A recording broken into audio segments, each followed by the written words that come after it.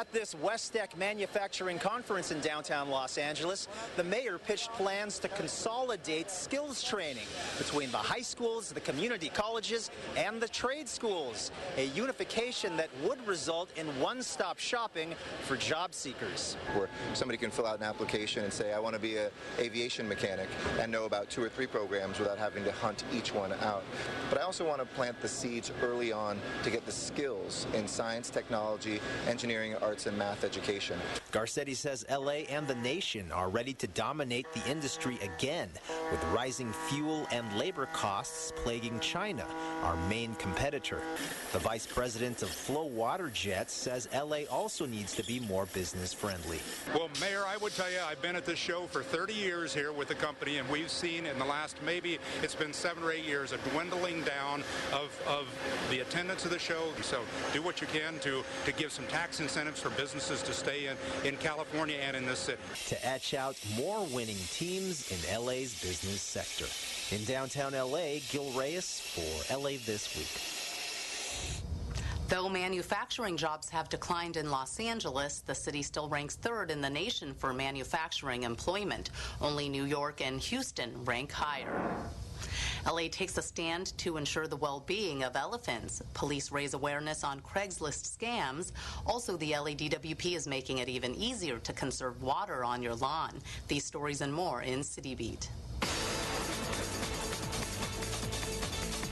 The LA City Council has approved a motion introduced by council members Paul Koretz and Mitch O'Farrell to ban the use of bull hooks, a tool to control the behavior of elephants that contains a sharp metal hook and spiked tip. The Los Angeles Zoo stopped using bull hooks in 2010, but the city never officially banned bull hooks until now. Since most traveling circuses still use bull hooks, it's likely this ban will also mean a de facto ban on circuses coming into Los Angeles. Animal rights activists say bull hooks can cause trauma and injuries to elephants. The city's Board of Public Works Commissioners has adopted a Bureau of Street Services recommendation that will allow Los Angeles residents to plant and maintain edible landscapes in the parkways in front of their properties without needing to obtain a permit. That means in addition to shrub and ground cover plant materials, residents will also be able to plant fruit or nut-bearing trees on that strip of grass. The Bureau of Street Services will be providing the public an expanded list of approved trees in the coming days. The City Council still has to approve the recommendation. The LAPD is warning residents about criminals who use Craigslist, the popular online classified ad website, to scam trusting individuals. Police recommend dealing with folks you can meet in a public space like a police station when you're planning to purchase or sell something, and never wire funds via money wiring services, and do not rent housing or purchase goods without seeing them for yourself. Mayor Eric Garcetti provided opening remarks at the Council for Watershed Health State of the Los Angeles River Symposium. The symposium was held at the LAPD headquarters. The Council for Watershed Health is committed to projects like capturing and using stormwater effectively, revitalizing rivers, and restoring native habitats.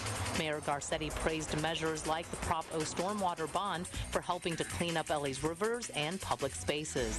You can already see what it's done in places like Echo Park Lake, where we're able to re-beautify part of our urban landscape at the same time doing the right thing for our waters. The mayor says since the passage of Prop O, the LA River has seen a 90% decrease in trash, thanks to storm drain inserts and other efforts. The Palms neighborhood doesn't have a lot of green space, but the one park it does have is about to go from drab to fab. Yana Kay has more. For this little boy, this is the last time he'll be playing in this dirty and dilapidated playground at Woodbine Park. That's because this park in the Palms neighborhood is about to get a much-needed makeover. I have a licensed in-home daycare, and bringing the children here once it's properly, it's clean and presentable, it would be beautiful. City and local officials gathered for the groundbreaking and the official announcement of what is to come at Woodbine Park. That's what we want to be about. We don't want to just go in and make improvements for the sake of making improvements. We want to make sure those improvements are addressing the needs of the community. Some of the upgrades will include new fencing, benches, and bike racks. The basketball court, picnic areas, and play areas will also be renovated. More landscaping will be added, as well as energy-efficient LED lights. Right now we have this one park, and so we wanted to make it a great park. And this is a great community effort, and planning it and moving forward with it and funding it. So I'm so excited to be here at this groundbreaking. The Palms community worked with the neighborhood council for more than 3 years to come up with a plan and find the funding to renovate the park. Officials will be shutting down the park to begin renovations, which should take about 3 months. I'm Yana Kay for LA This Week. In this week's list of things to do, an advanced Griffith Park hike, a Day of the Dead celebration downtown, and learning to play the ukulele. Ranger Ernie Ibarra will be leading a hike on Saturday, November 2nd at Griffith Park. Meet at 8 a.m. at the Griffith Park Ranger Station Visitor Center, located at 4730 Crystal Springs Drive. The 7-mile hike to Hogback Trail will be an advanced one and will conclude at around noon. Hikes are always canceled in the event of rain. For more information, you can email Ranger Ernie at ernie.ibarra@lacity.org. On Saturday, November 2nd, from 3 p.m. to 11 p.m., celebrate downtown Dia de los Muertos at Grand Park, located at 200 North Grand Avenue. It's a way to honor the dead with colorful altars, which will be on display. There will also be food trucks, free face painting, and music for the whole family to enjoy. Go to grandparkla.org for details. If you've ever wanted to learn how to play the ukulele, head on over to the Japanese American Cultural and Community Center, or JACCC, in Little Tokyo on Sunday, November 3rd. Lead instructor Jason Arimoto will be teaching an intermediate and then a beginner's class from 1 to 4 p.m. JACCC is located in Little Tokyo at 244 South San Pedro Street. Go to jaccc.org for the cost of the classes, which also include 2 instructional books. And that's a look at some upcoming things to do. The Port of LA takes part in a tradition believed to be thousands of years old, the christening of a ship.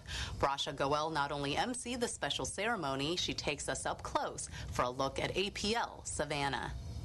1, 2, 3. There you go. Congratulations, APL and APL Savannah. This was the first time ever a ship was christened at the Port of Los Angeles, and I had the pleasure of emceeing the historic event. APL, a global transportation and logistics company that works out of the port, welcomed the latest addition to its global fleet with the naming of this 9,200 TEU, or 20-foot equivalent unit, container ship named the APL Savannah. When you look at the amount of freight that this will carry, this is one of the biggest ships ever constructed in the history of humanity. But more importantly, it represents jobs. Each one of those containers that's here, offloaded, is headed someplace in the United States of America. This is truly America's port. According to tradition, the christening was done with the breaking of a champagne bottle on the fleet. Port of LA Executive Director Geraldine Nat says the addition of APL Savannah to the port is a winning situation for the City of Angels. It means jobs, 3,500 construction jobs. It also means that with the investment the port's going to do, about 8,000 permanent jobs. So every time a steamship line like APL brings in a new ship like this, it means business for Los Angeles. APL Savannah is the largest vessel in the APL fleet to traverse the Trans-Pacific trade route between Asia and the U.S.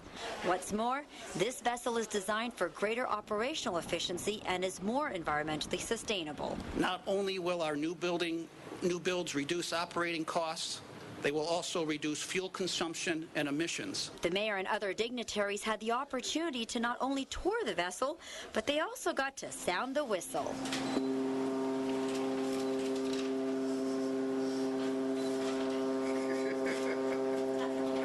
A sound off to a new beginning. I'm Rasha Goel for LA This Week. Jeannie Lavers, Director of International Transportation for Kohl's Department Stores, served as godmother for the APL Savannah and led the christening of the ship. That's going to do it for this edition. Thanks for joining us. I'm Ellen Chang. A reminder that you could catch us online at lacityview.org. You can also follow and like us on Facebook. We'll see you back here next week for more of LA This Week.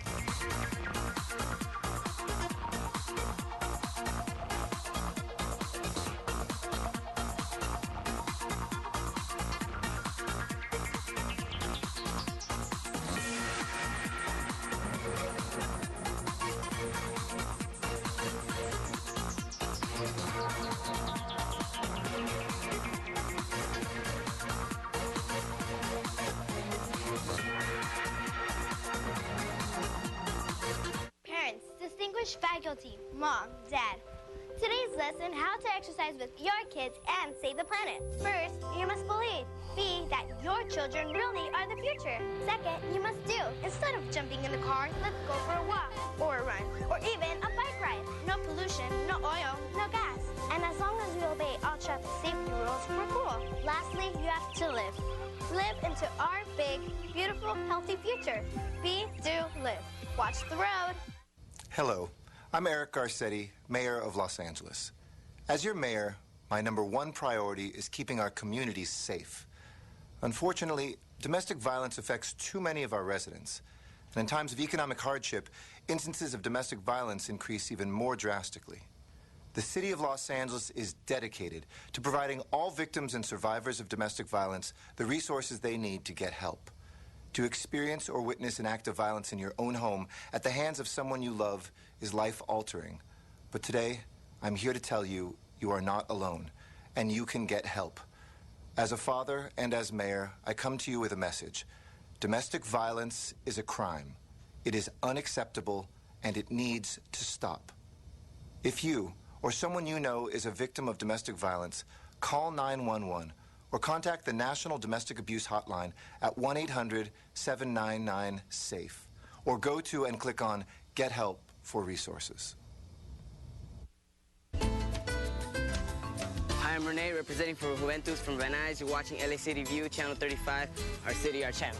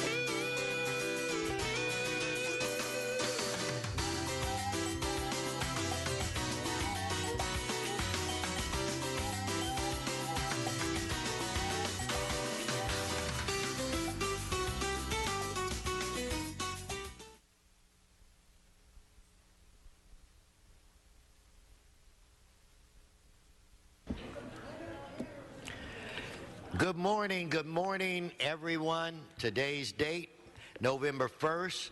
Like to welcome each and every one of you to your Los Angeles City Council. This body meets every Tuesday, Wednesday, and Friday at 10 a.m. All members of the public are welcome. Madam Clerk, I do believe we have a quorum. Could you call the roll?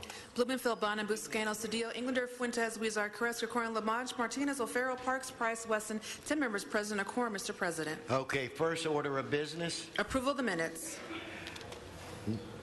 Lamonge moves, O'Farrell seconds. Next. Committees for resolutions for approval. Blumenfield moves, Cedillo seconds. Mr. President, would you like to run through the agenda? Yes, I would. Let's start out with our first section. Item 1 is an item for which public hearing has been held. Okay, members, specials. Seeing none, let's be prepared to vote on this item. There's a card. Okay, so we'll hold this item. Next, Madam Clerk. Items 2 through 6 are items for which public hearings have not been held. 10 votes required for consideration. So without objection, those items are now before this body. And, Mr. President, there are cards on all items. Okay, so we'll hold all items. That's about it, correct, where it relates to our... Yes, Mr. President. That takes council to presentations. Okay. I think I'd like to defer to Ms. Martinez at this point in time for a very important introduction. Ms. Martinez. Thank you, Mr. President. Colleagues, I would like to welcome a good friend of mine, former Mayor Pro Tem of the City of Dallas. Pauline Medrano is here with us. Welcome to the City of Los Angeles. She currently sits on the Census National Advisory Committee, and she's the chair of NALEO's Educational Fund. Welcome to Los Angeles. Welcome. Are you going to be here for a few minutes? Why don't you come up here and give me a hand? Since you're used to all of this, maybe you can give me a tip. All right, next, I think Mr. O'Farrell, are you ready to move forward with your presentation? The floor is yours, sir.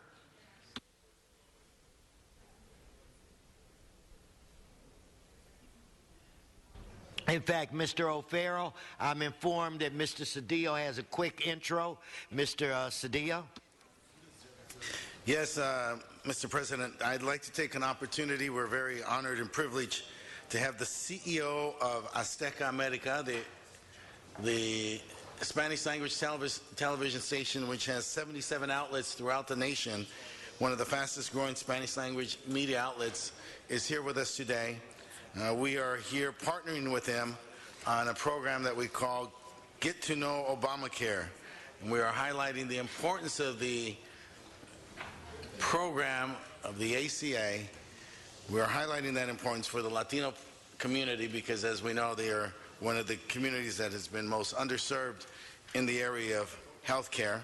Azteca America is led by their CEO, who lives here with us now in Los Angeles, Martin Brietzberger. Where is he, Martin? Please stand up. Please have an applause for the CEO of Azteca America.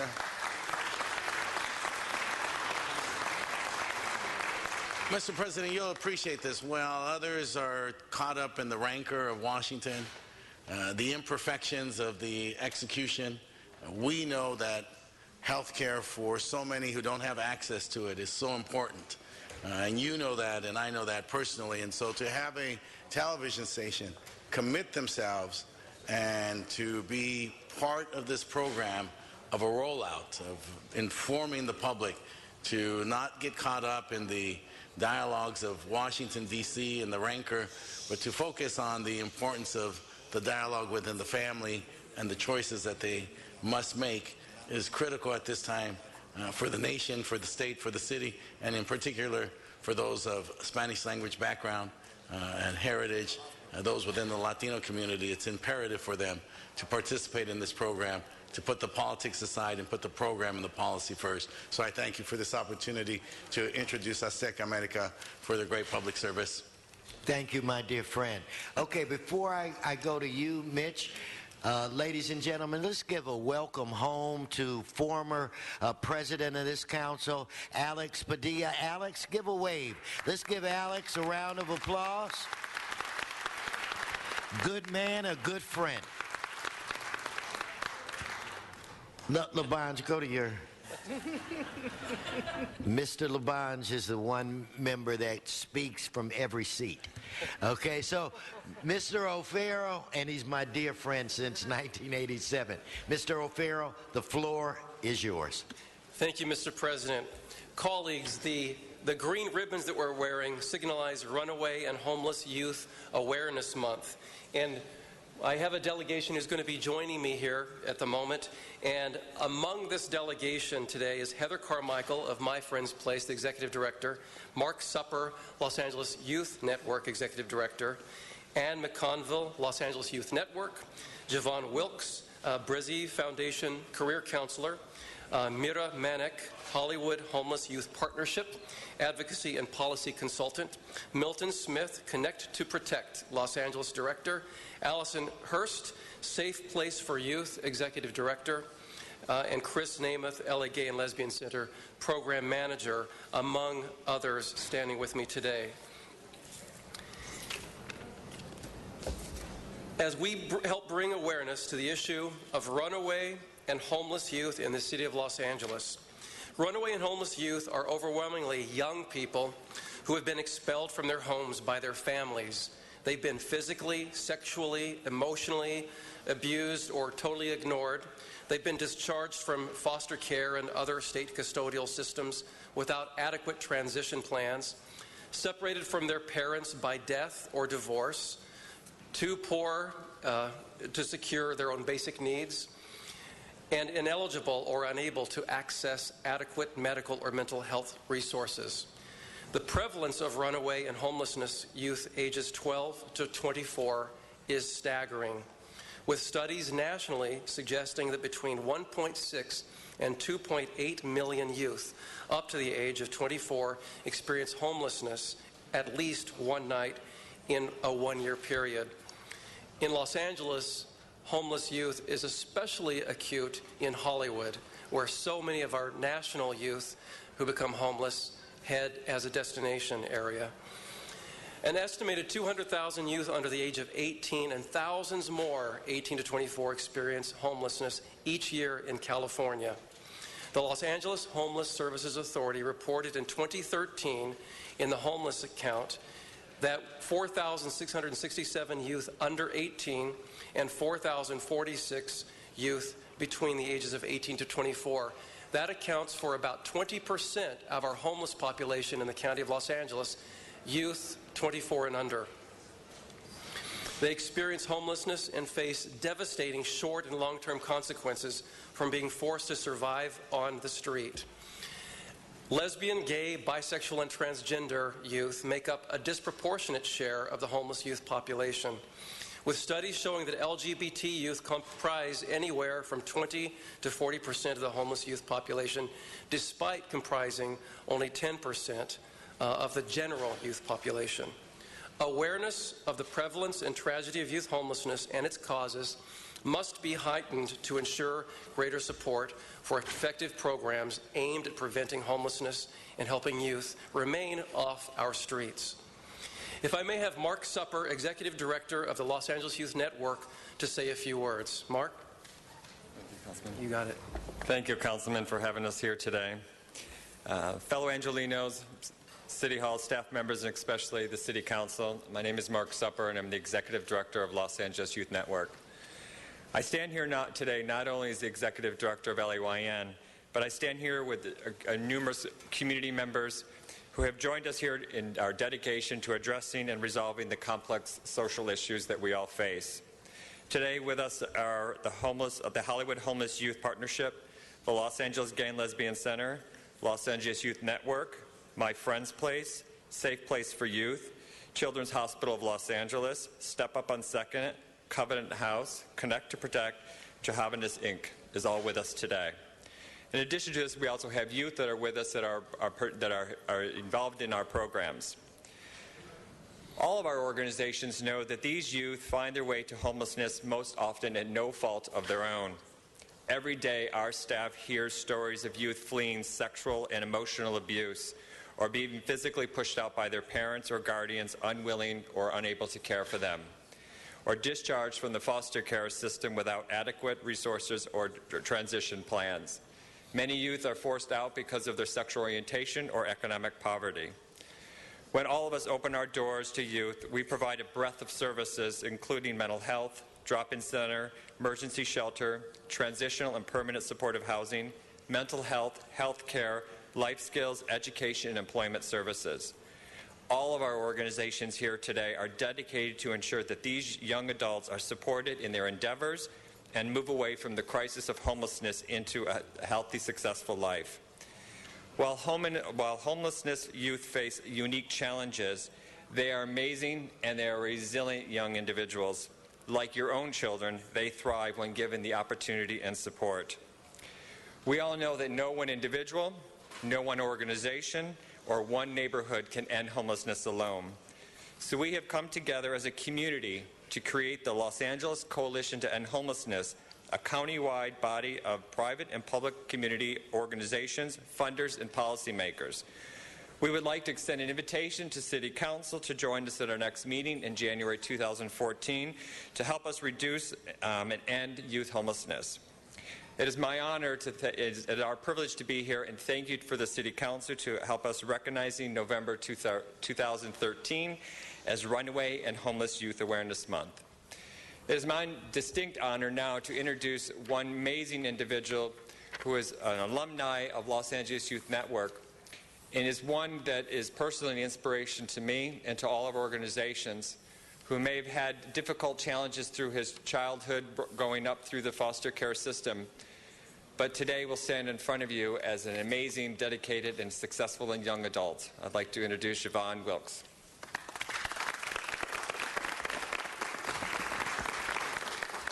Thank you and good morning for having me here. I was advised to bring my heart, and it's exactly what I'm going to do. Los Angeles Youth Network is an organization that provided me with the opportunity for safety, for healing. I am a true product of a youth that has been homeless, that has overcome such adversity, such as being born with drugs in my system and being placed in foster care from a young age. At the age of 13 to 14, I was faced with much adversity, such as being homeless, living in cubby holes, living on the streets, going from Los Angeles to downtown to Whittier to find a safe and warm place on a bus. And while I was in school, that was my only safe place. I decided that in order for me to survive, education was number one. And while I was going to school, I got caught forging some documents that was important to sign. Of course, I'm not, the best at forging signatures. But from that, I had to tell my story to somebody who I felt safe with. And therefore, I got two referrals. One that didn't provide me with the opportunities I needed to continue school, and the other was the Los Angeles Youth Network. And we stand here today in support of November as being the Runaway and Homeless Youth Month. Wearing green all month is my dedication and my commitment to the youth that has been in my position, to the youth that may go through my position, or currently are. And I come to you with my heart today, this morning, to say thank you, and please, please be one in making this all in for the youth so that they have a chance, because they are our tomorrow. Thank you.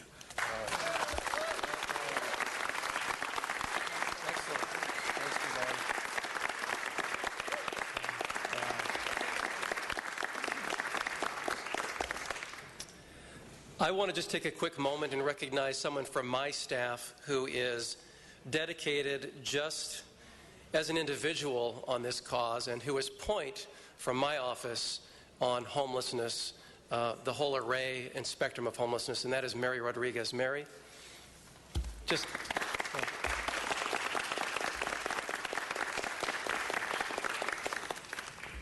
In closing, I'd like to recognize the groups gathered here today. You just heard from Javon and a very powerful statement and testimony from someone who's been there.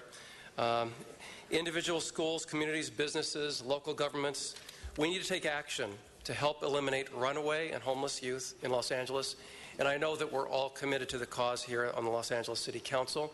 I'd like to present this certificate signed by all of us, our mayor, to the I'd like to present it to Mark and Javon and the group.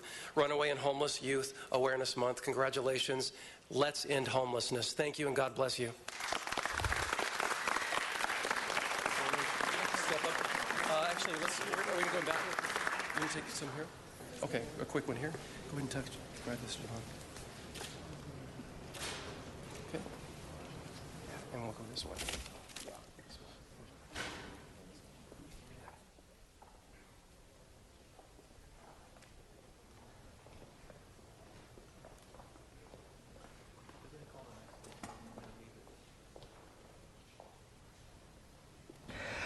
Let's give it up for them one more time, please.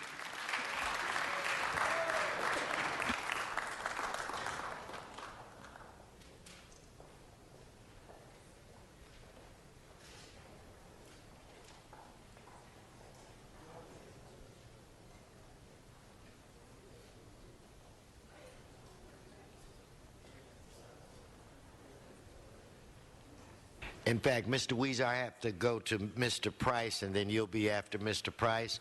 So at this time, I want to defer to Council Member of the 9th District, Curran Price.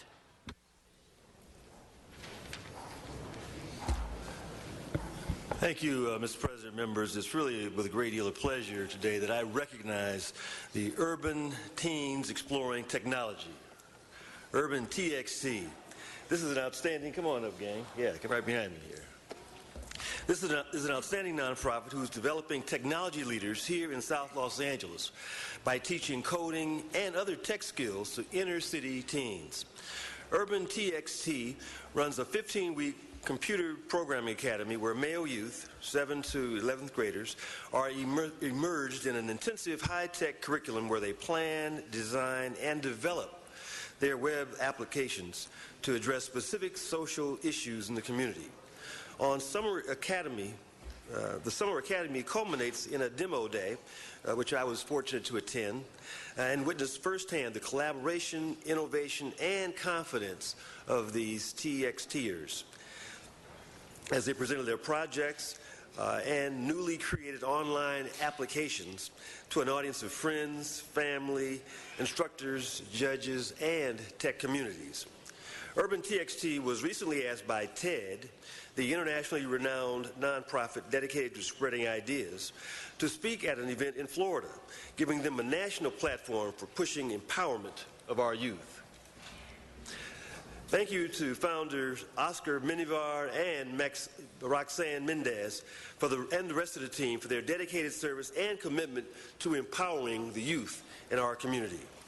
I'd also like to congratulate all of the Urban TXTers Summer Academy grads and those who are with us today. Xavier Clark, where you at, huh?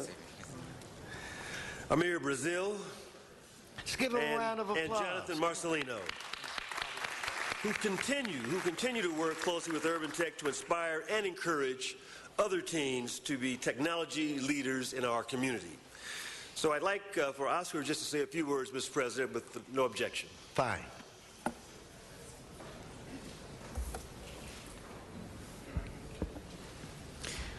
Councilmember Price, Council President Weston, members of the Los Angeles City Council, on behalf of Urban Tech's Urban Teens Exploring Technology, I would like to thank you for this great recognition. Urban Tech is ensuring that the youth of South Los Angeles have the opportunities to succeed in the 21st century and become the tech leaders and entrepreneurs our nation needs.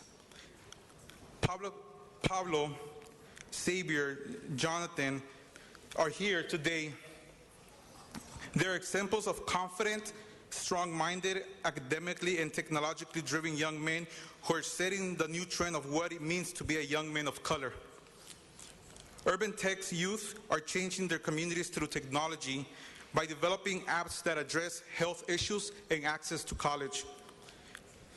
These young men will not be part of the 55% of young men of color who dropped out of high school. We're proud to say that 100% of our students go on to college, and 70% of them become engineers. As founder of Urban Techs, tech entrepreneur, and someone who grew up in the inner city, South LA, I know that there is untapped tech talent in low-income communities of Los Angeles. South LA is ready to lead the efforts of changing the lives of young men of color while setting the tech world on fire, if given the right resources. Over the past 3 years, we have grown with limited resources. This year, we turned away 130 kids who wanted to be part of our Leadership Coding Academy because of the lack of resources. We hope that leaders like yourself can help raise the funds needed to give more youth like them the opportunity to be leaders in technology. We need help raising over $100,000 and provide high-quality technology education in South LA. We urge you to join our efforts of developing the tech workforce of our city and prepare the youth in the inner city for the jobs of the 21st century.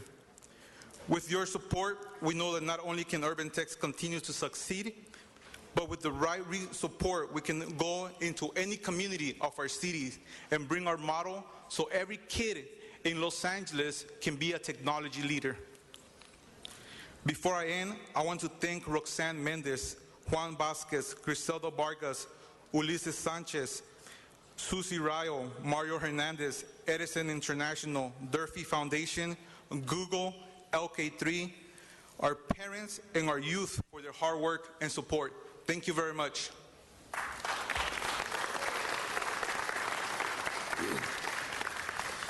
Now, on behalf of the citizens of Los Angeles, we'd like to just present you with a resolution and thank you for your commitment to our community and to our youth.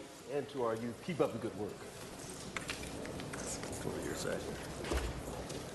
Come over here. Come on, guys. Hold it. Mr. Price, move the microphone down. Yeah.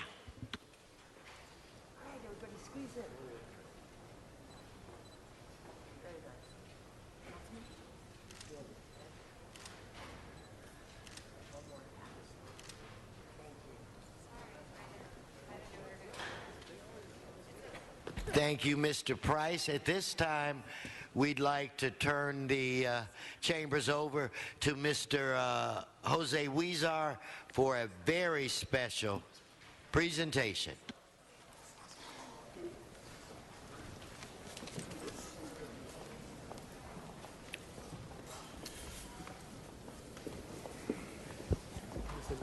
Well, thank you very much, Mr. President, and good morning, everyone. It gives me great pleasure to welcome and present in council chambers today and to welcome to the city of Los Angeles a very special guest, Governor of Puebla, Mexico, Rafael Moreno Valle. Bienvenido, señor.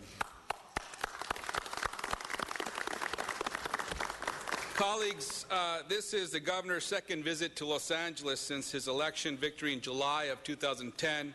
He was actually here last month for the Feria del Mole, and I certainly hope the governor continues to visit us.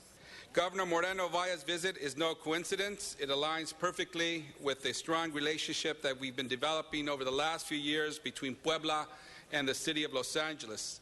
Just last month, we celebrated the annual Feria de los Moles here in Los Angeles, and every year we celebrate Cinco de Mayo with some festivities at our birthplace at the Plaza de Los Angeles, which commemorates a historic battle that occurred in Puebla. Both these events draw tens of thousands of visitors each year, and they are amongst the largest events in our nation celebrating and honoring the history and culture of Puebla. Our city's true treasure is our diversity, and we certainly would not be the great city we are without the contributions and cultures of people who come throughout the world. Here in Los Angeles, we know the history that Mexicans played along with the other 44 pobladores. And today, Poblanos represent the third largest Mexican state population living here in Southern California, behind only Jalisco and Michoacan. And just last month, I was very fortunate to visit the beautiful state of Puebla and experience firsthand the unique history, culture, and delicious food that defines Puebla. Colleagues and guests, if you have not traveled to Puebla, I strongly encourage you to do so. The markings of its indigenous and long colonized history are everywhere. You see it in the architecture, in the churches, in the ruins of temples, in the Fort of Loreto and Guadalupe, where the Battle of Puebla took place, which is why we celebrate Cinco de Mayo here in the United States. But really, my trip to Puebla was very special because I got to see firsthand why UPEX continues the great work that they do here in Los Angeles every day to preserve our history and culture. And that's the people of Puebla, who are beautiful, intelligent, and humble people. Governor Moreno Valle was a wonderful and gracious host. I spent a long time visiting him, and I really want to thank him for taking the time out of his busy day to make time for me while I was in Puebla. One thing I learned is that he is probably as American as many of us here today. He was educated in the United States, in the East Coast, speaks perfect English, and is very interested in American sports, politics, and especially the relationship that exists between the United States and Mexico. And my trip was possible thanks to La Unión de Poblanos en el Exterior, and particularly its founder, Pedro Ramos. I want to thank Pedro, Alfredo Gomez, and Lourdes, and all the people who made it possible. We are joined today also by Consul Adscrito Juan Carlos Mendoza and Council of Special Events Mario Perez Ramirez Zamora. They join us on behalf of General Counsel Carlos M. Sada. But today we are here to honor the Governor Moreno Valles. He is not only a great governor, but someone who is looking forward to continue to develop relationships with the city of Los Angeles and the United States. He's leading the effort in Puebla to complete public and infrastructure projects that will help with the overall growth and development of the state. He is focused on education, health, public transportation, and tourism, while also paying special attention to the history and culture of unique municipalities throughout the state. For example, he initiated a mass transit, clean tech, and economically efficient modern transit system that will connect several key points throughout the metropolitan zone in Puebla, providing transportation options for people who need it while creating alternatives for automobile use, something that we are doing here in the city of Los Angeles as well. He also recently renovated a hospital in Ajalpan that had been abandoned in a region in Puebla where access to quality health care was highly needed. So while he is looking forward to modernizing Puebla, he's also thinking of those populations who need the support and had been neglected for a very long time. All in all, he is putting the well-being of Poblanos first and foremost, and for that we thank him.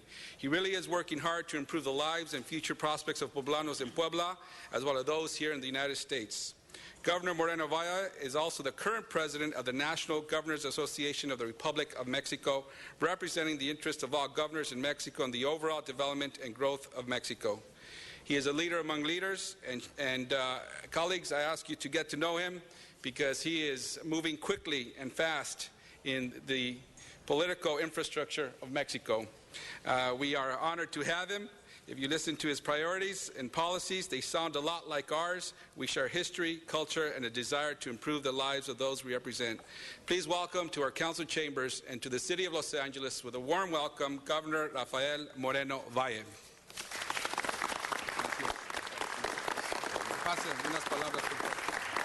Governor, welcome.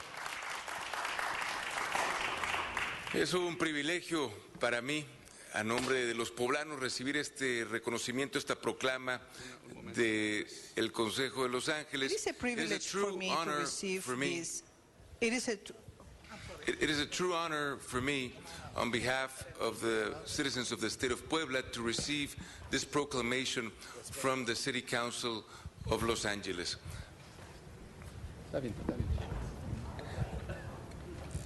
Not only does history join Mexico and the United States, but also I am convinced that a better future for both of our countries lies on a close relationship and a better understanding of the potential that Mexicans bring to the U.S. economy. And in that regard, on behalf of the people of Puebla, I would like to recognize the efforts that the state of California and the city of Los Angeles have initiated. The passing of a law that allows Mexicans and all other foreigners to receive a driver's license, all the immigrants. That shows a true spirit of understanding. And obviously, that implies that the city of Los Angeles is on the right direction as well, and it will require an effort on part of the state government. And I'd like to ask you for your support in creating a permanent office of Puebla, because we want all the citizens of Puebla that live in Los Angeles to have access to the documentation that they may require in this process. We are very hopeful that the immigration reform that has been delayed for so many years will finally come to a closing in the very near future, and I'm convinced that that will benefit not only the people who have been here in the States contributing for many years, but also it will contribute to the growth of this great country. Quiero agradecer a nombre de todos los poblanos y reiterar la importancia y el reconocimiento hacia nuestros paisanos que han tenido que buscar opciones de crecimiento personal y profesional en esta gran ciudad y en este país, y que por supuesto nosotros desde el gobierno del Estado los estamos apoyando. Tenemos la intención de crear una oficina permanente y le pedimos el apoyo a la ciudad de Los Ángeles para lograr ese objetivo. Entendemos que con las reformas que se han venido realizando en el estado de California, particularmente el permitir la entrega de licencias a inmigrantes y los esfuerzos que ha hecho también la ciudad de Los Ángeles, nos parece que son en la dirección correcta, y por lo tanto tenemos la intención, el interés de poder contribuir a este esfuerzo y garantizar el acceso a la documentación de todos los poblanos. Y una vez más, muchísimas gracias por esta gran distinción. Gracias. Well, thank you very much, Governor. And now it gives me great pleasure to present to you, presentarle este reconocimiento de parte de la ciudad de Los Ángeles a su visión que tiene por el estado de Puebla, también por su apoyo a los poblanos en los Estados Unidos y aquí en Los Ángeles. Sabemos que por mucho tiempo pensábamos que los poblanos solamente existen en Nueva York, pero eso ya está cambiando. Sabemos que hay una gran población aquí en Los Ángeles de poblanos, y con eso queremos seguir trabajando juntos. I just mentioned that for a very long time, when people thought of poblanos from Mexico, that they only existed in New York, but we are now recognizing that a larger population of poblanos are in the city of Los Angeles, and we want to thank him for recognizing that as he is continuing efforts to strengthen those bonds, relationships, and watching out for not only poblanos in his state, but here in the United States, and especially in the city of Los Angeles. Felicidades, muchísimas gracias, y adelante. Thank you. Great. Mr. LaBonge is on the queue as well. Mr. Huizar, and Governor, if I could, and you'll get that picture. That's a great picture right there, but that's a good picture right now. What you said is so important about the United States and Mexico, so close to us, yet sometimes so far. And yet to make a relationship is very strong and important. All of North America as we look to the future. So I want to congratulate your delegation here, and hopefully you get to the top of the Tom Bradley Tower of this building to see, and if it's clear enough, but if you jump up, you could see the edge of Mexico to the south. We're so close. Welcome, welcome, welcome, welcome, welcome. Thank you. Thank you so much.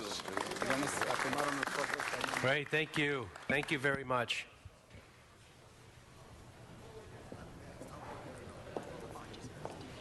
Mr. LaBonge, your presentation when you're ready, sir.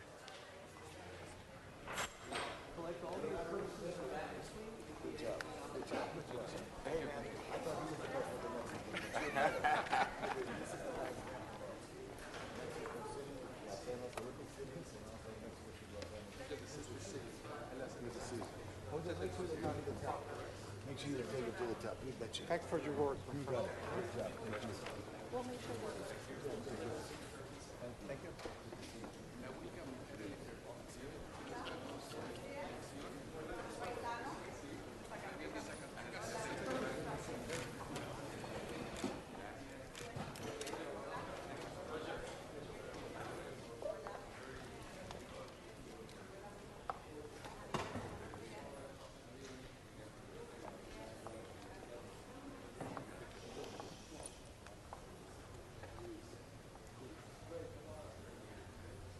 Mr. President and members, as you know, the clock always ticks in Los Angeles, and not every moment is a great moment. And I know this moment in another part of the city took our fire department and police department too at this time. But just a few weeks ago, on October 4th, there was an incident in my district where, before our police and fire department could get to, these people stepped up.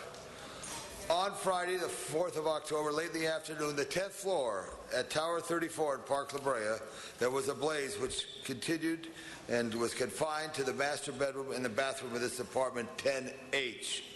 It was quickly contained and doused out by on-site response team of the Universal Protection Services, Able Building Maintenance, and employees of the maintenance concierge. This all happened as a planned event to a tragedy that could have happened. This all happened because of training and commitment by these individuals behind me. The file was called to the Universal Dispatch Office, which is in Tower 47 and in Park La Brea, and the officer went and observed the black smoke, continued to call the Los Angeles City Fire Department, which did respond to Park La Brea and continued the effort to contain and douse the fire. I wanted to salute these individuals because this is really what it's all about. Park La Brea, very special, built after the war, 1948, was only going to be 2 stories, Councilman Price, but because there was such a housing shortage after the war, they enlarged it to allow the towers. It is one of the greatest housing facilities in our region. We're working to get all the elevators fixed, which is key because it's so old.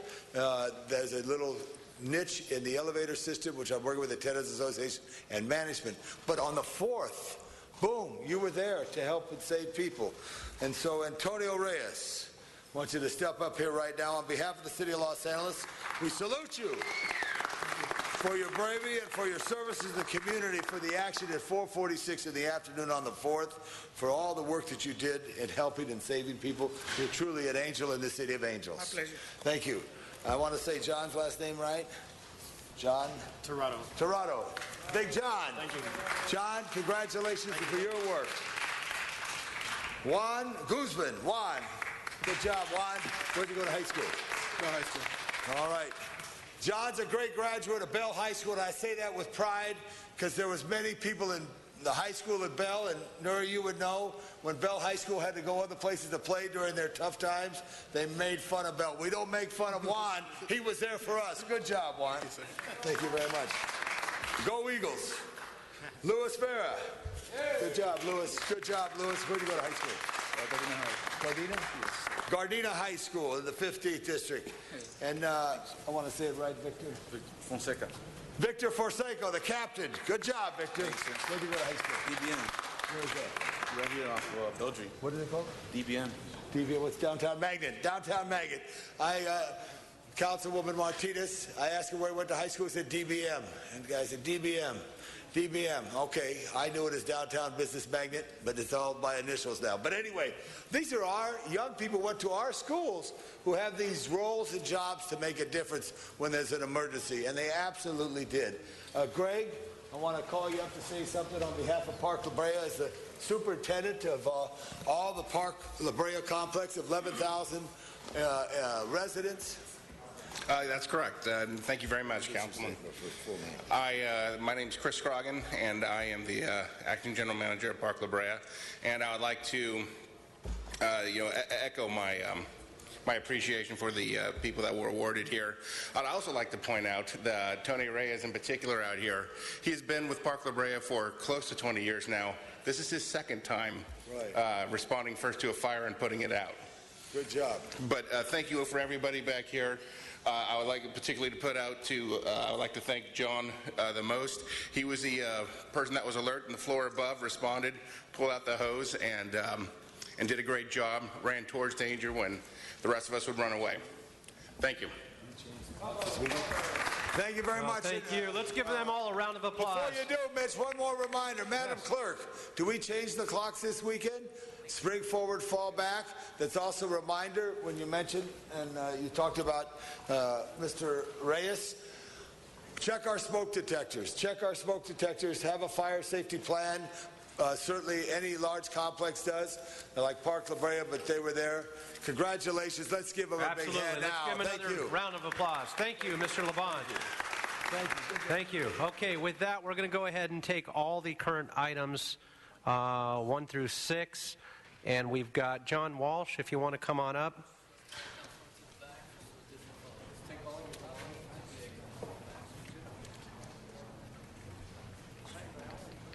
These will be on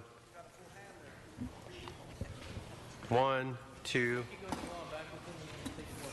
3, 4, 5, and 6. We'll give you the 5 minutes on the clock. No close-ups, please. I want that long shot so you can't see my face. Thank you. Okay, can we get a long shot for his request? Thank you. Blogging at HollywoodHighlands.org. And you're going to give me the 5 minutes, thanks to the late Ralph M. Brown, to speak on the 6 items. Then you'll get me later for 2 minutes when I can speak on anything under the jurisdiction. Item number 1, this is, don't worry, people out there, I'm not going to take the full time. I understand the audience has other things to do. They have to listen to all this. This is a maintenance of the Exposition and Sepulveda Lighting District. I have said over and over again that the lighting in the city of Los Angeles, well, not as good as a city like New York, is very good compared to a city like Fresno or San Diego in California. Okay, items for which public hearings have not been held. These are the REIT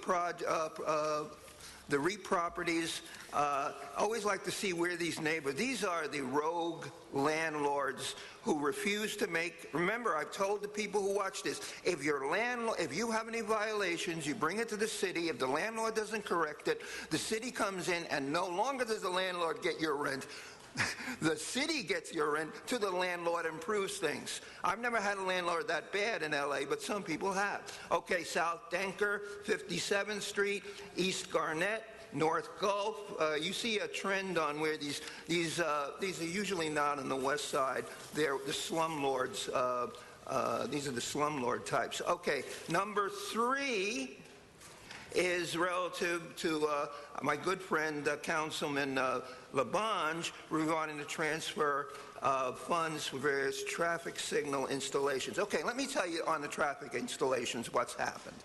They have signalized so that in Hollywood, the light is green for 5 seconds. In other words, you can cross for 5 seconds, and then it's 14, 13, 12. They have done that to favor traffic. They're supposed to be anti-traffic. And this is all over the city. It's downtown. Everything's been changed. You have 5 seconds. People get stranded in the middle of the street. The signalization is terrible. Number 4. Maintain and beautify the coral trees and medians on San Vicente Boulevard in Brentwood. You know, maybe we should do a little work on the trees in the Black and Hispanic area of San Vicente. Those of you who never go south of Pico don't know that San Vicente also goes into the community. It goes into the west of La Brea. It's honorary west of La Brea. This is $10,000 for street furniture. We don't need any street furniture. When we have street furniture, all it does is attract junkies to shoot up. And number 5, use the City Hall Tom Bradley room. Okay, this is will reimburse the city clerk will reimburse the Department of General Services for any associate. This is a phantom item. I don't know what's going on. We need a new city clerk, incidentally. Number 6 are final maps of various council districts. These are detailed in the council files, including, look up your map, see what you are, I'm telling the public, see what your zoning is. These maps are very, very important. That takes care of everything. Remember, I'm not here to masturbate. I don't masturbate till the 5 minute comes up. I just tell you, I leave that to others. HollywoodHighlands.org. Go there now. Thank you very much. Arnold Sachs. Arnold, come on up. We'll afford you the same. Items 1, 2, 3, 4, and 6.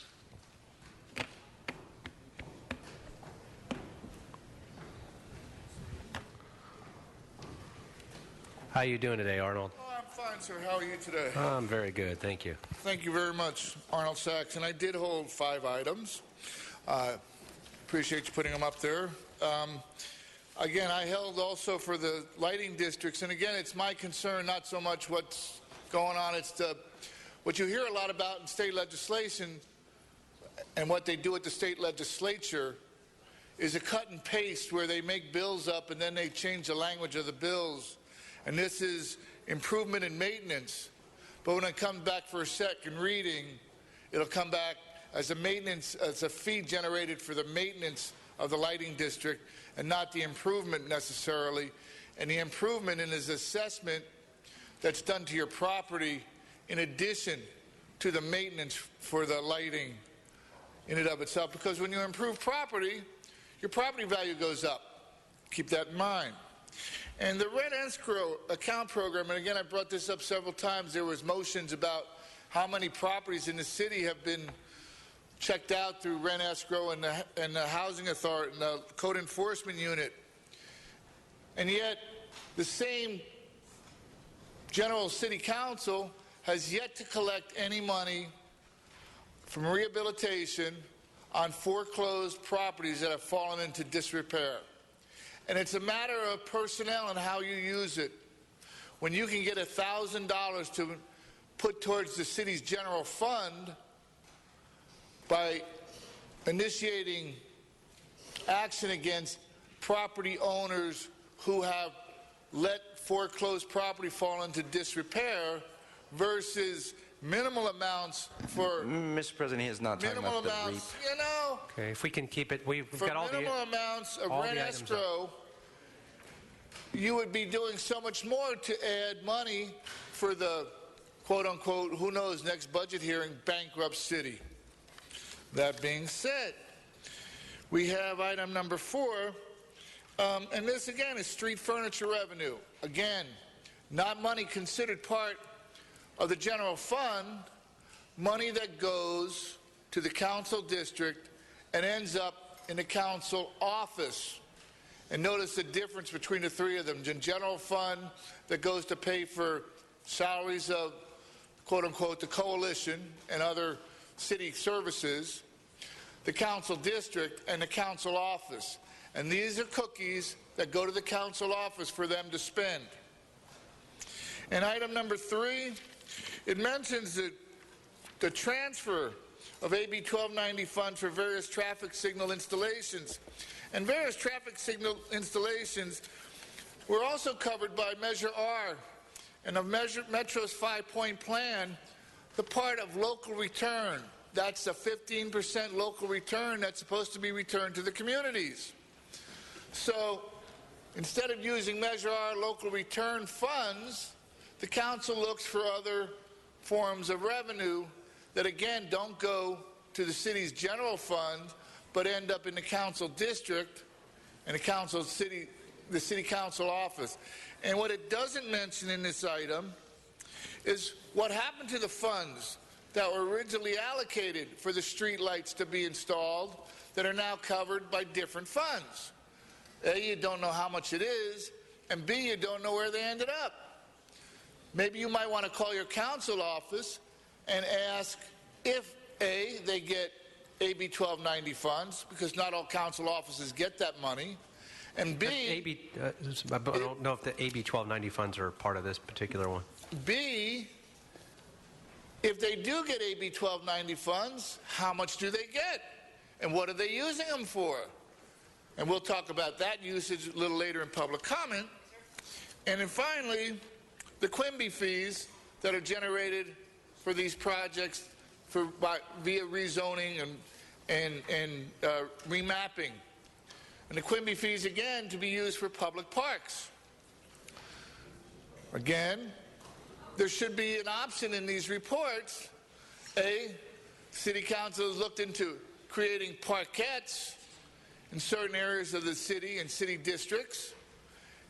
This money, if not spent, just generally ends up not being used. You get a perfect idea with the Grand Avenue Park. Funding was used for that. Mr. President, these are final track maps. It's a ministerial duty by the council to approve these. Okay, so if we could just keep it on the subject matter, please. Quimby fees. Appreciate that. And the use of Quimby fees. Thank you. Please address.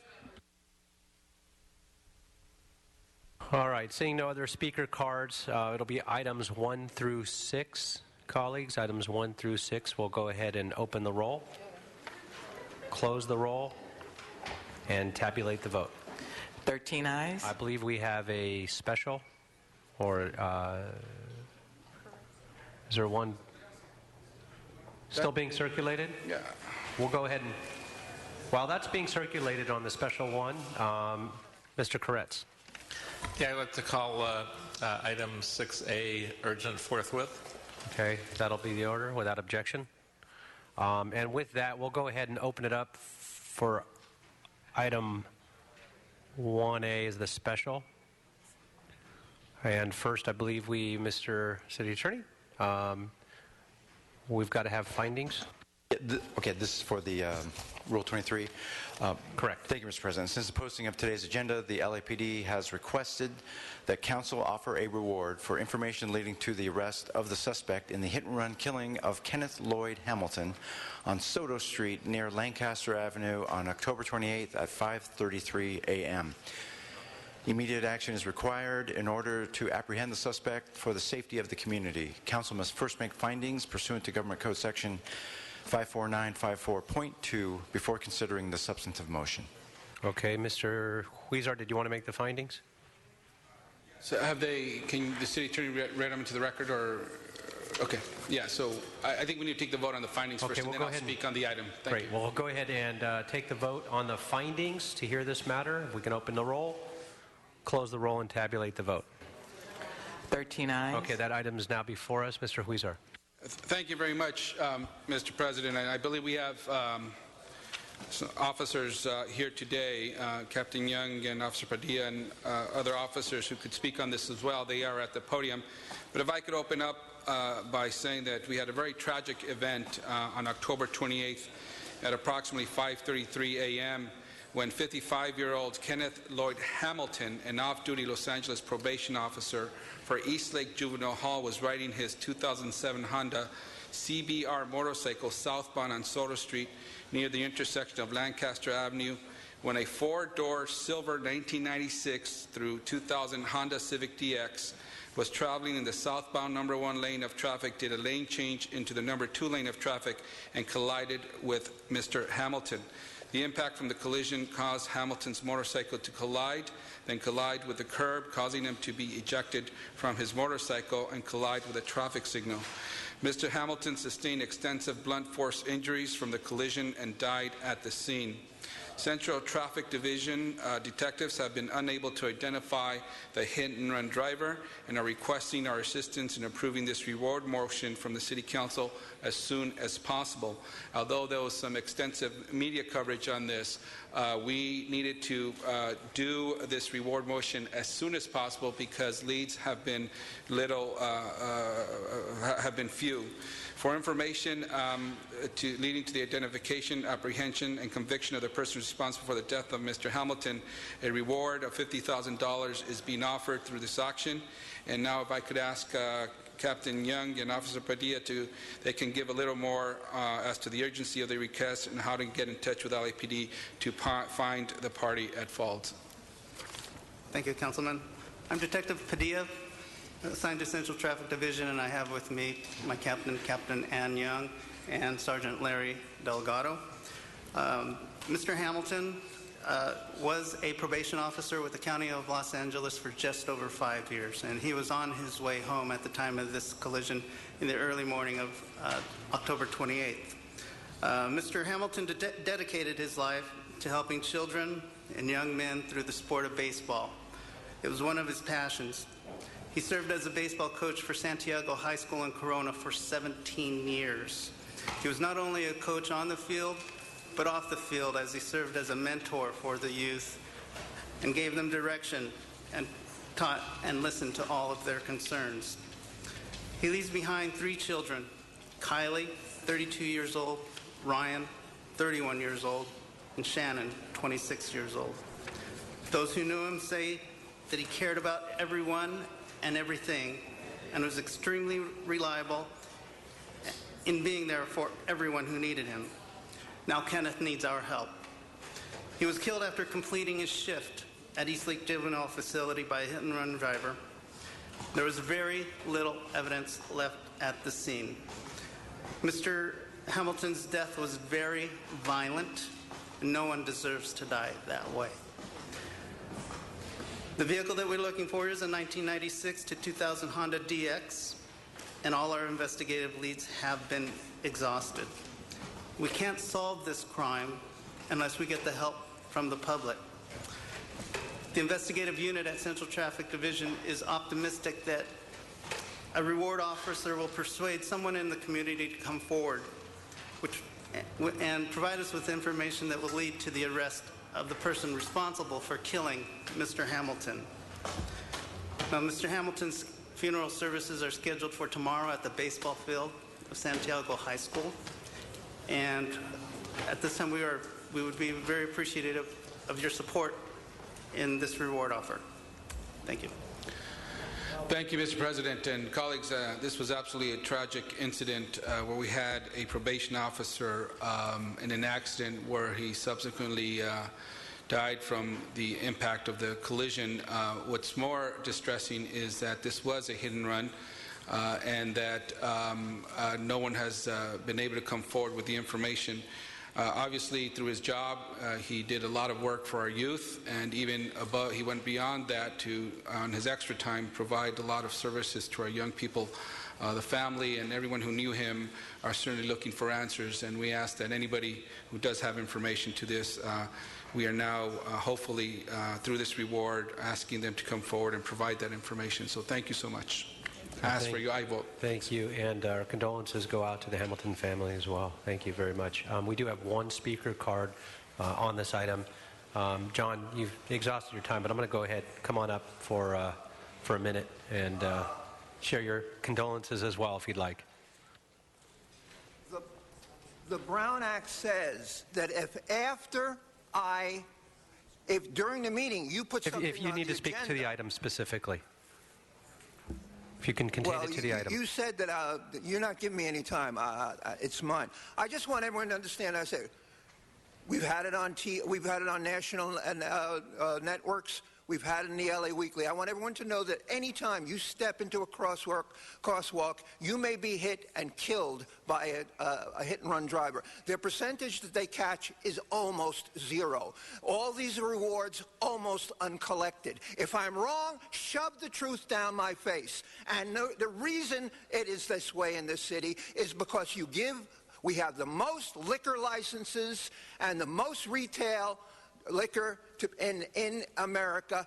And remember, those people out there, it may be your child, it may be an adult. This is not always some 75-year-old black person. Sometimes it's even a white person. HollywoodHighlands.org. You are garbage. Hey, yes. Thing on this item, with your indulgence and my colleagues' indulgence. For those watching on Channel 35, and if you do have information, the number to call is 213-972-1825. You could contact Detectives Michael Cadden or Johnny Meneses of Central Traffic Division, 213-972-1825. And just to add, you know, I've listened to Mr. Walsh a number of times talk about how these reward motions go nowhere. You know, we would all love to have a better return rate on these reward motions that we offer. And yes, it's true, a lot of them do not get us additional information. But for those one or two that we do, that leads to a conviction, it's all well worth it. Thank you. Oh, absolutely. Thank you very much. Mr. Labange, followed by Mr. Koretz. Thank you, Mr. Huizar, for all your passion and commitment to always trying to do this for people. It's so true. If it's that one or two, three or four, whatever it is that makes a difference. I will remind everybody, as the central officers are here and Captain Young, we must educate everyone on walking across streets again. Eye contact, eye contact, eye contact. Wait until the car stops and then cross. I was hit as a child on Rosemead Boulevard in a crosswalk. First car stopped. Thought everything was okay. Second car didn't. Luckily, it wasn't fatal, because I wouldn't be here. But it did traumatized me for a few weeks as a young child. So safety is so important, Mr. City Attorney. I wanted to remind that because it is not garbage. It is an opportunity to educate. Thank you. Great, thank you. Mr. Kretz. I'd just like to point out that these do succeed, and where they don't, there's nothing lost. Where they do, like in the case of a hit and run we had on La Cienega in my district, where we did a press conference on it with family members and the whole 9 yards, and it got some good press coverage. And the next day, they found the perpetrator, and he was arrested. So sometimes these do work very well, and people that only get the information about the incident by the press and the offer of the reward. It doesn't work every time, but it works, and if it only works a few times, every one of them is worth it. So I thank you, Mr. Huizar, for bringing this forward in this case. I'd like to add something to that as well. 20 years ago, this city council put in a reward motion authored by Councilman Hal Burnson at the time, when my uncle was killed, gunned down in cold blood in the San Fernando Valley. And it helped us as a family knowing that the city cared and was doing something about it, and that it got attention in the press as well. And so I, too, urge for your aye vote in this. Thank you very much, Mr. Huizar, Mr. Kretz, Mr.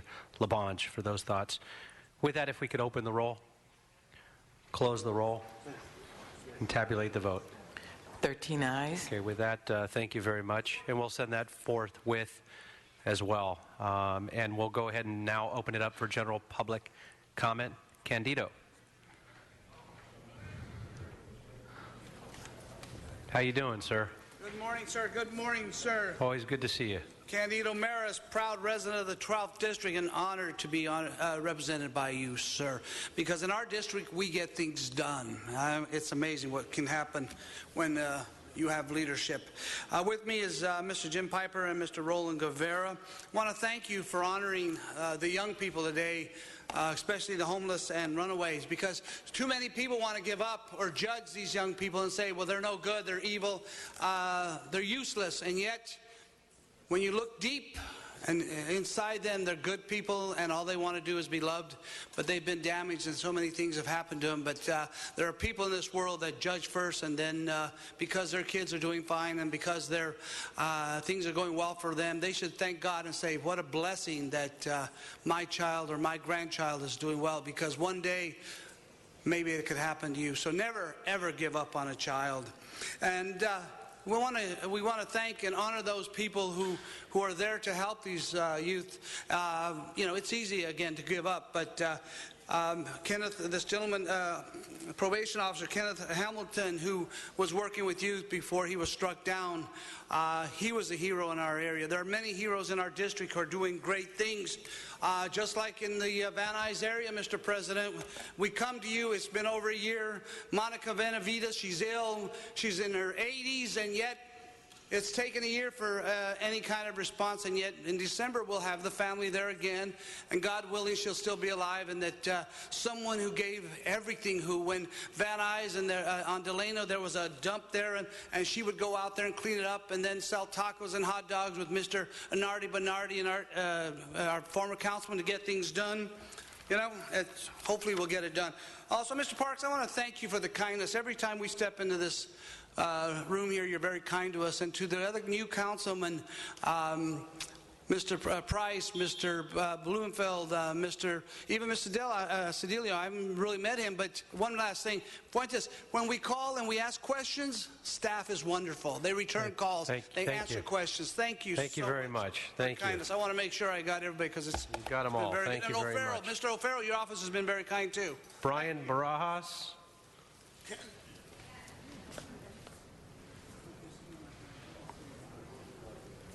Good afternoon. Good afternoon. How are you? Pretty good. Excellent. So everybody's invited to this Saturday in Pasadena, a 50th anniversary of John F. Kennedy's life, not his death. So if you want details on this event on Saturday, go to LaRouchePAC.com. But I have my prepared remarks here today. So, presidents, shall I say assistant presidents, and all other individuals, city clerk, city attorney, clerk, council members, staff, sergeant at arms, members of the audience, ladies and gentlemen. I speak today about a project, though many may think of it in monetary terms. However, that is both foolish and deadly. For the United States can issue such credit based out of sheer will to promote the general welfare. However, radical some may believe NWAPA is, it has everything to do with the future of this country, along with Canada and Mexico and the world. This city can play a particular role in the promotion toward thermonuclear states of fusion and matter-antimatter breakthroughs, including also the promotion of nuclear desalination plants to produce clean water for the city, energy amongst its other functions towards furthered industry development towards new states of physical economy.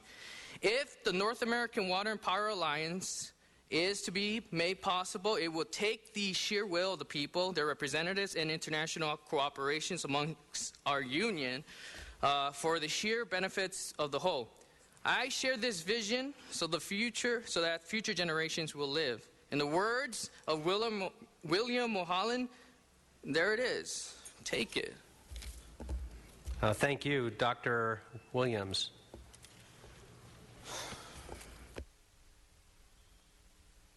Followed by Arnold Sachs. Dr. Williams, come on up. Good afternoon. Good morning. Good morning.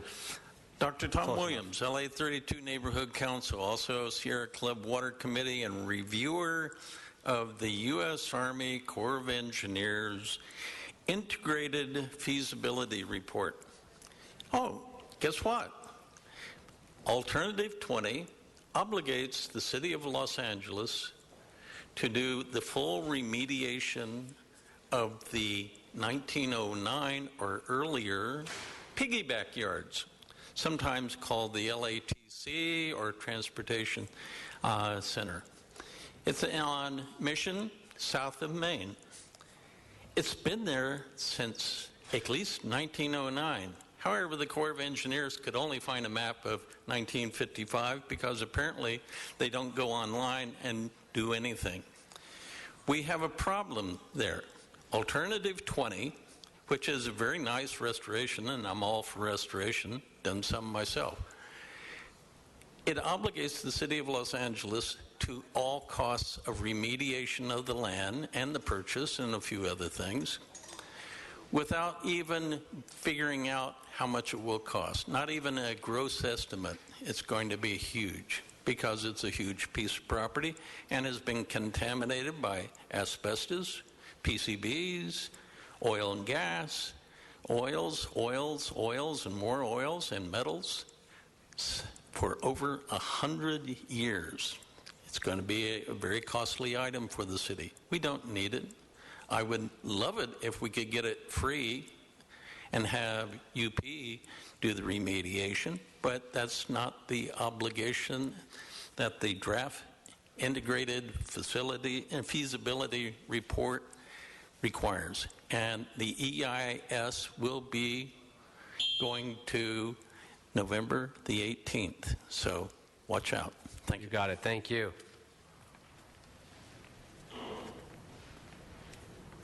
Thank you again. Good morning, Arnold Sachs. And today's LA Times has an editorial about taking out LA trash. And it refers to the action taken by Councilman Cedillo, but it really doesn't delve deep enough into what he actually did. Numerous times I've come here and I mentioned the revenue that comes into the city council districts that end up in city council offices. And what Councilman Cedillo did is he reversed that flow of money. He took money from the council office and put it into the council district. Now on today's agenda you have two items, street furniture and AB 1290 funding. The $1 million that he initiated for this trash pickup doesn't mention that it came from those funds. But those funds are what make up the council district funding the council office funding. He reversed that trend. And to sit here and know that there's 15 other council districts that have the same money, because you have to believe common sense-wise that if Council District 1 has $10 million in subsidy money, then Council District, and he's one of the poorer districts, one of the districts that have the lower income families, then Council District 11 would have $10 million, or any council district. So every council district should be stepping up, and you should be calling your council office inquiring why they don't have $1 million plan. But it's more than that, because this money is renewable money. And every year you should be getting $1 million going into the council. Right, thank you. To do. Thank you. We've got 2 more public comment cards, and I'm going to turn it over to Mr. LaBonge. But before I do that, to close the meeting, as a chair of public safety, many of you have already heard about the horrific incidents that have happened today at LAX, where there's been a shooter. We've gotten some preliminary news reports, although we have not confirmed it yet, that a TSA agent has succumbed to his injuries in the shooting as well. And our hearts go out to him and his family, or her and her family. We haven't heard any information and details about that yet. We understand that there will be a press conference with the mayor and the chief at 11:30 this morning. I'm sure that'll be carried live as well. And we also understand from preliminary reports that the suspect is in custody. Again, we haven't confirmed any of that information. We also understand that our council member, Mike Bonin, is there at the location, at the scene at the airport as well. It's his district, and he rushed out there first thing when he heard news as well. But the city is in mourning right now. This is a horrific incident. I believe we've already opened up the Emergency Operations Center, and it's in full swing today as well. And as more information comes forward, we'll be sharing that with the public.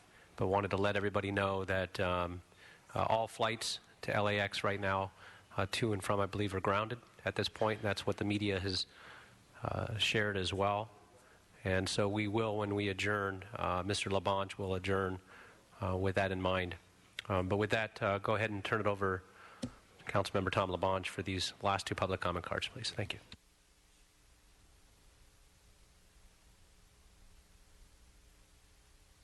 Richard Robinson, followed by John Walsh.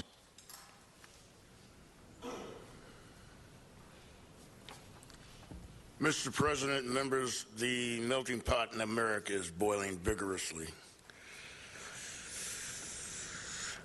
Sir, in the 42 years that I've been here, I've seen tragedy after tragedy. After a murder of a Long Beach supervisor in chamber, I began preaching about the begging for a metal detector shortly before 2001's tragedy. Shortly, let me just say this. This chamber, the members of this city council reflect wonderfully the city of Los Angeles. In the 42 years I've been here, I've seen councils come and go.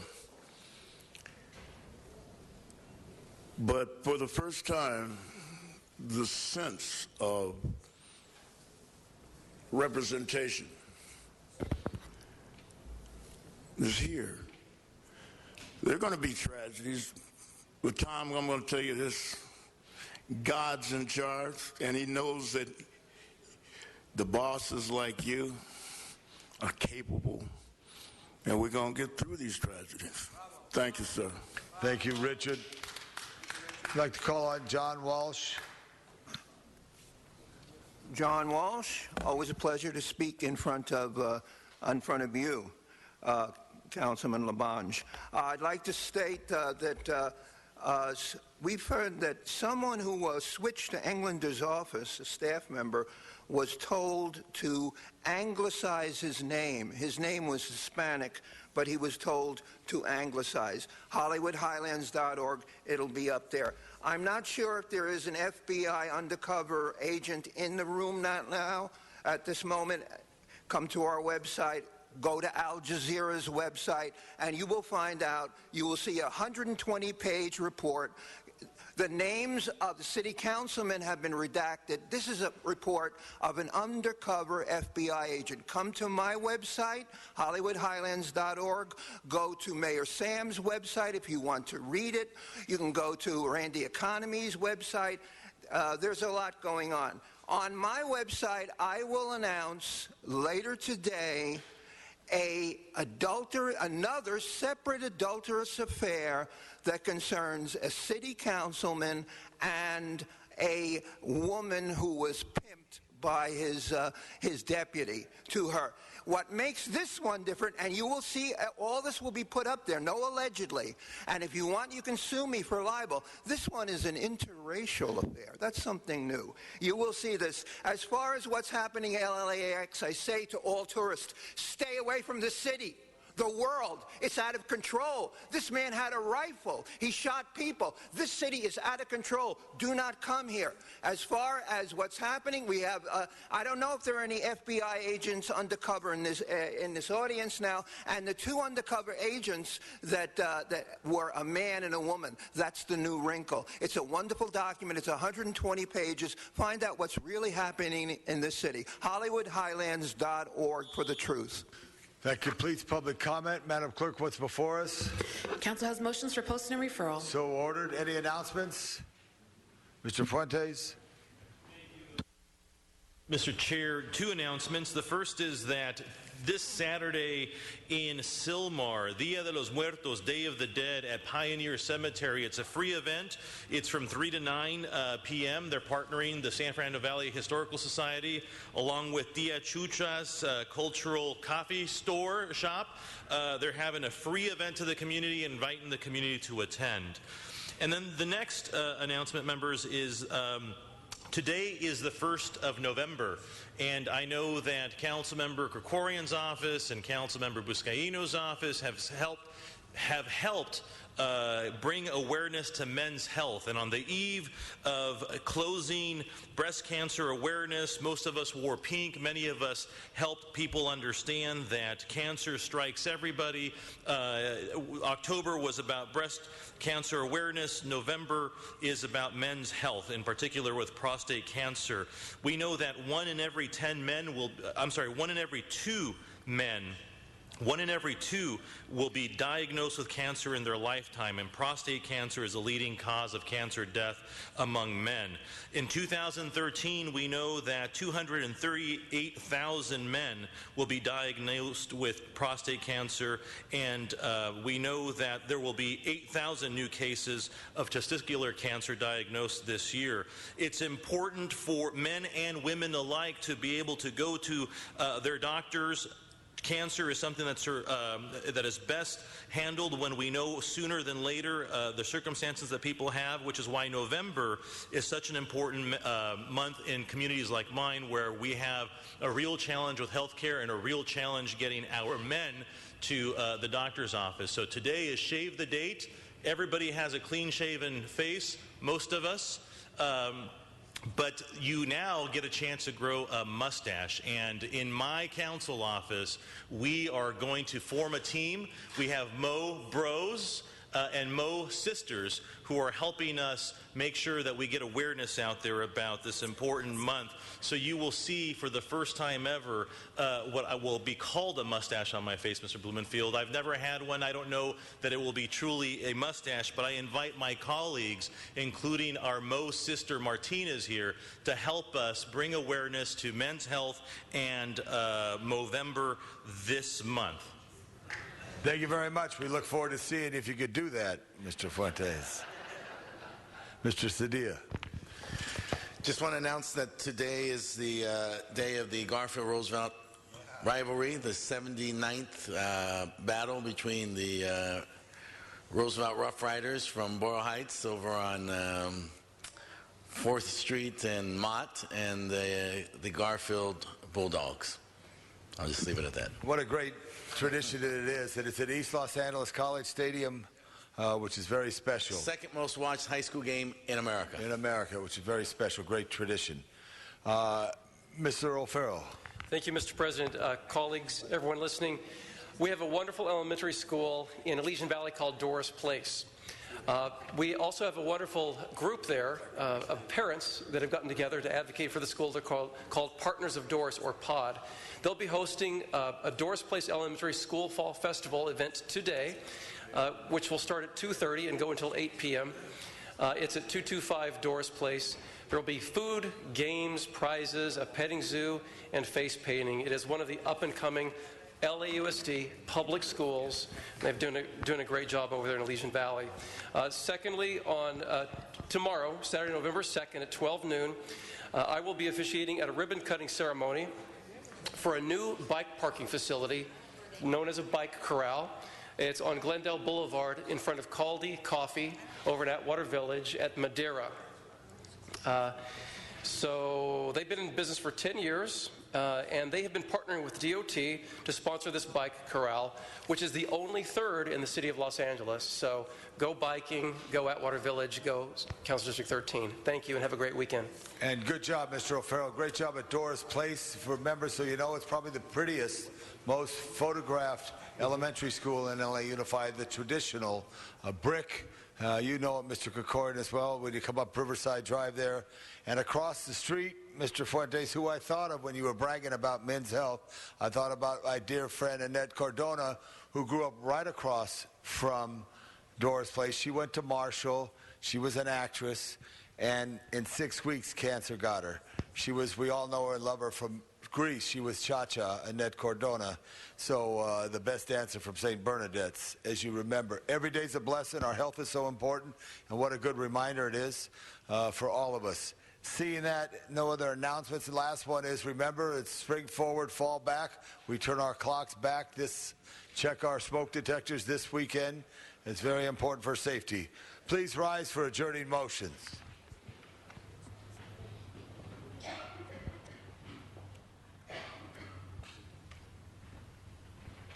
All rise for adjourning motions. Mr. Koretz. Thank you, Mr. President. Lou Reed died on Sunday at the age of 71. The New York Times headline called him an outsider whose dark lyrical vision helped shape rock and roll. His songs like Take a Walk on the Wild Side recognize the humanity of people not normally acknowledged in popular music or so-called polite company. This has resonated over the past 50 years throughout the world. In fact, a smuggled album of the Velvet Underground, the band that he founded, so influenced Czech leader Václav Havel that Czechoslovakia's subsequent transition of power and emergence from the Soviet Empire became known as the Velvet Revolution. The Velvet Underground is now legendary for its close association with Andy Warhol and its gritty, harsh, and experimental lyrics and music that seemed antithetical to the hippie love sounds of the 60s, which was their time. They're in the Rock and Roll Hall of Fame, but they weren't that popular while they were together. Their first album sold only 30,000 copies, but music critics have noted that virtually everyone that bought one started a rock and roll band. That album has been ranked by Rolling Stone magazine as the 13th greatest album of all time. And their influence has grown with many performers like Talking Heads, Patti Smith, R.E.M., and many, many others being considered their musical descendants. They didn't stay together long, and Reed's career after their breakup was quirky. He was a man of many contradictions and transformations. When he seemed to be on the verge of huge success early on as a solo artist with songs like Take a Walk on the Wild Side, he promptly put out a double album called Machine Metal Music, which was deemed largely unlistenable noise, and though it has become a cult classic and highly influential, it sidetracked his commercial career. He did many things in his career of amazing diversity, from a tribute to Andy Warhol teaming with his former Velvet Underground co-founder John Cale. He performed with jazz greats Don Cherry, Jimmy Scott, and Ornette Coleman, and rock heroes like Bruce Springsteen. He did a play and an album based on the writings of Edgar Allan Poe. He did a movie directed by Julian Schnabel. He created multimedia stage productions, produced books of poetry and photography, and so on and so on. While he was an archetypical New Yorker, born in Brooklyn in 1942, and he squared off against the West Coast sounds and the San Francisco flower power music of the 60s.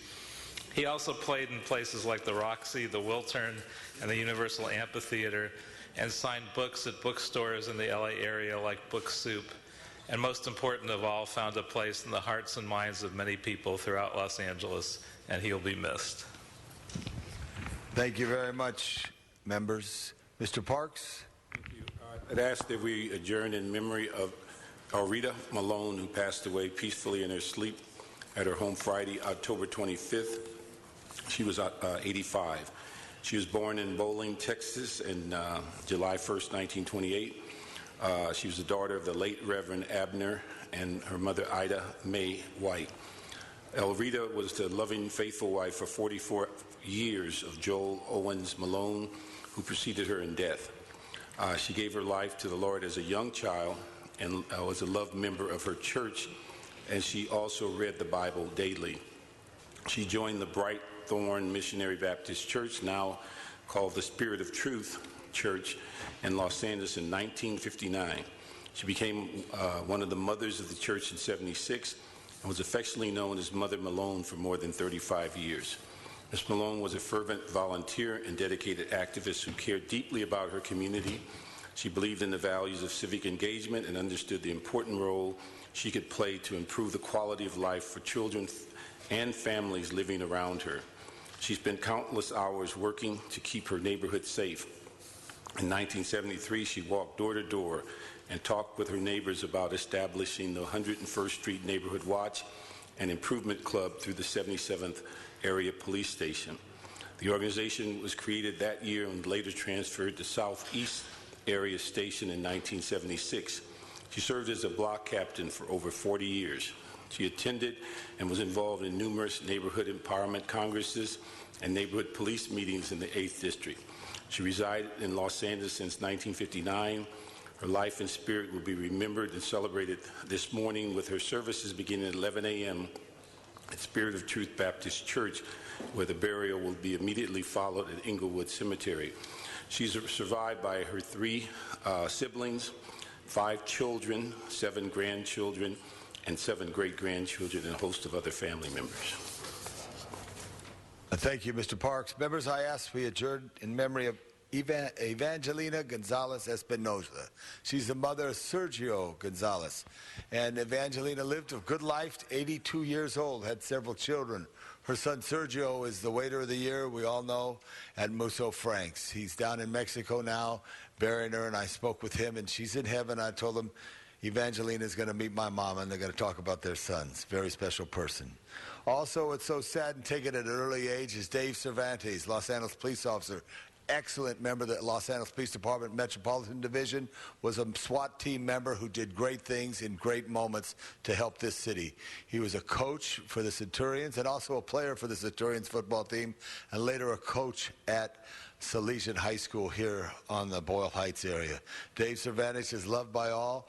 On the 50th of November at the Los Angeles Police Academy at noon will be a memorial in his memory. I ask we adjourn in memory of Dave Cervantes, taken too young, retired LAPD. Seeing there's no other service announcements today or others, go ahead and serve the city well. Every day's a blessing. Thank you all. This meeting is adjourned.